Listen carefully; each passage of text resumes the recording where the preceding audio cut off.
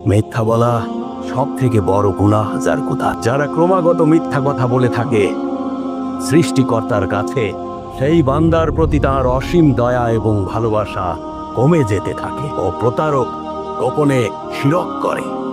রাসূলুল্লাহ সাল্লাল্লাহু আলাইহি ওয়াসাল্লাম বলেছেন, কিয়ামতের দিন এই ধরনের গুনাহগারদের সবার আগে বিচার করা হবে। নাউজুবিল্লাহ, শেখ নাউজুবিল্লাহ। আমরা কখনোই এমন গুনাহ করতে চাই না। তাদের প্রতি আল্লাহর ভালোবাসা কমে যাবে। আমরা এমন গুনাহ থেকে বাঁচবো কিভাবে? যারা মিথ্যা কথা বলে অথচ যুদ্ধের ময়দানে শহীদ হয়েছে, ওরা বলে আল্লাহর পথে আল্লাহর সন্তুষ্টির স্বার্থে আমরা শহীদ হতে পারি, কিন্তু আসলে এসব বলে প্রতারণা করে। ওরা শুধু সবাইকে দেখানোর স্বার্থে যুদ্ধের ময়দানে হাজির হয়। ওরা আসলে আল্লাহর পথে শহীদ হয় না।